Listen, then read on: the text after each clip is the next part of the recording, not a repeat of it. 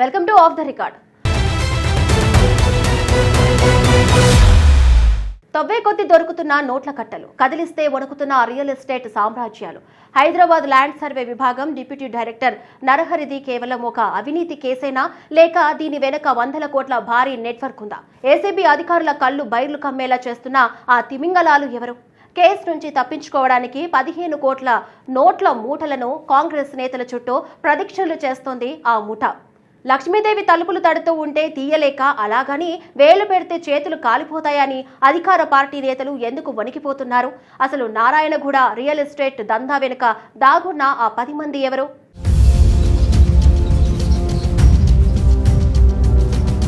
తవ్వే కొద్దీ దొరుకుతున్న నోట్ల కట్టలు చూస్తుంటే హైదరాబాద్ నడిబొడ్డున ఎంతటి అవినీతి సామ్రాజ్యం వెలిసిందో అర్థమవుతుంది.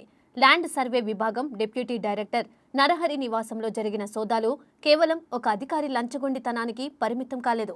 ఏసీబీ అధికారులు మొదట ఇది సాధారణ అవినీతి కేసే అనుకున్నా, లోతుల్లోకి వెళ్లే కొద్దీ మైండ్ బ్లాక్ అయ్యే నిజాలు బయటికి వస్తున్నాయి.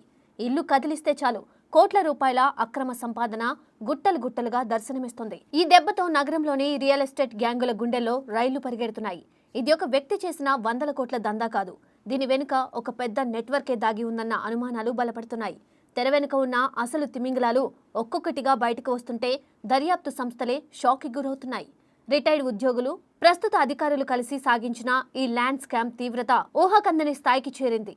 నరహరి డైరీలో ఉన్న గుట్టు విప్పితే హైదరాబాద్ భూదందాల అసలు రంగు బయటపడుతుంది. ప్రస్తుతానికి ఈ ల్యాండ్ సర్వే అధికారి ఇల్లే ఒక పెద్ద స్కామ్ కు కేర్ ఆఫ్ అడ్రస్ గా నిలిచింది.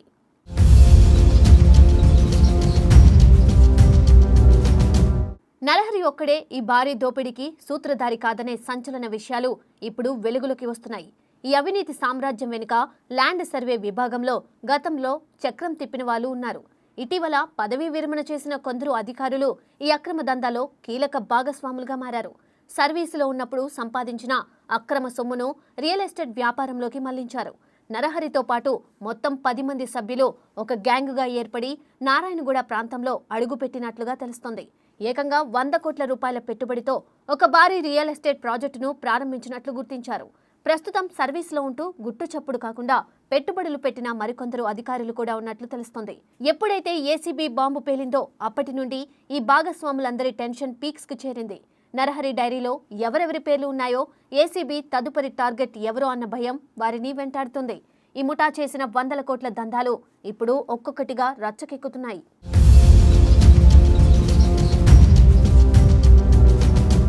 తమ మెడకు ఏసీబీ ఉచ్చు బిగుస్తూ ఉండడంతో ఈ రిటైర్డ్ ఉద్యోగుల ముఠా కొత్త రూటు వెతుక్కుంది. నరహరి సెగ తమకు తగలకుండా ఉండేందుకు అధికార కాంగ్రెస్ పార్టీ నేతల చుట్టూ ప్రదక్షిణలు మొదలు పెట్టారనే టాక్ వినిపిస్తుంది. కేవలం ఖాళీ మాటలతో కాకుండా ఏకంగా నోట్ల మూటలతో పొలిటికల్ లీడర్ల ఇళ్లకు క్యూ కడుతున్నారు. తమపై ఎలాంటి ఆరా తీయకుండా తమ వ్యాపారం జోలికి రాకుండా చూసుకోవాలని బతిమిలాడుతున్నట్లు తెలుస్తుంది. ఇందుకోసం ప్రభుత్వంలో కాస్తో కూస్తో పట్టున్న నేతలను ఎంచుకొని డీల్స్ మాట్లాడుతున్నారు. ఈ అవినీతి తిమింగలాల వ్యవహారం ఇప్పుడు పొలిటికల్ సర్కిల్స్ లో హాట్ టాపిక్ గా మారింది. కోట్ల రూపాయల ఆఫర్లతో కాంగ్రెస్ నేతలను ప్రసన్నం చేసుకునేందుకు ఈ ముఠా శతవిధాలా ప్రయత్నిస్తుందనేది ఇన్నర్ టాక్. కేసు తీవ్రత నుండి తప్పించుకోవడానికి ఎంతటి భారీ మొత్తానికైనా వెనుకాడబోమని సంకేతాలు ఇస్తున్నారు. తమ అక్రమ సామ్రాజ్యం కూలిపోకుండా ఉండేందుకు రాజకీయ అండదండల కోసం ఆరాటపడుతున్నారనే టాక్ వినిపిస్తుంది. అయితే ఈ నోట్ల మూటలు ప్రదక్షిణలు వారిని ఎంతవరకు కాపాడుతాయో చూడాలి.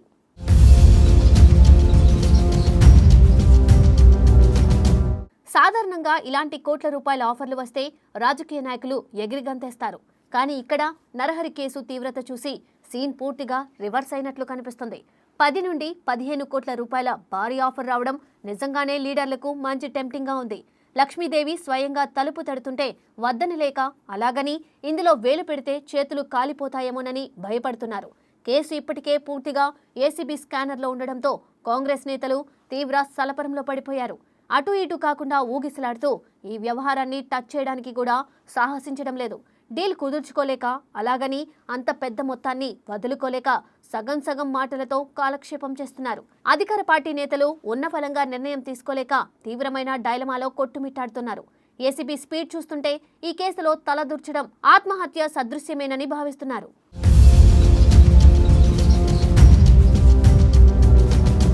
ఏసీబీ అధికారులు ఈ అవినీతి సొమ్ము మూలాలను వెలికితీసే పనిలో చాలా వేగంగా దూసుకుపోతున్నారు. ఈ అక్రమ సంపాదన అంతా ఎక్కడికి పోయింది, ఏ అకౌంట్లోకి మళ్లిందనే కోణంలో ఆరా తీస్తున్నారు. దర్యాప్తు సంస్థకు లభించిన ఆధారాల ప్రకారం రూట్ మ్యాప్ మొత్తం నారాయణగూడ వైపు చూపిస్తోంది. అక్కడే 100 కోట్ల రూపాయల భారీ రియల్ ఎస్టేట్ ప్రాజెక్టు నడుస్తున్నట్లు ఏసీబీ గుర్తించింది. నరహరితో పాటు మరికొందరు ఘనాపాటీలు ఈ ప్రాజెక్టులో పార్ట్నర్స్గా ఉన్నట్లు పక్కా ఆధారాలు దొరికాయి. ప్రభుత్వ ఉద్యోగులు ఇంత పెద్ద మొత్తంలో పెట్టుబడులు ఎలా పెట్టారనే కోణంలో విచారణ సాగుతుంది. నారాయణగూడ ల్యాండ్ స్కామ్ వెనుక ఉన్న అసలు సూత్రధారుల లిస్ట్ ఏసీబీ చేతికి చిక్కినట్లు తెలుస్తోంది. ఈ రియల్ ఎస్టేట్ దందా వెనుక ఉన్న నెట్వర్క్ చాలా పకడ్బందీగా పనిచేసిందని స్పష్టమవుతుంది. త్వరలోనే ఈ ప్రాజెక్టుకు సంబంధించిన మరిన్ని సంచలన నిజాలు బయటకు రానున్నాయి.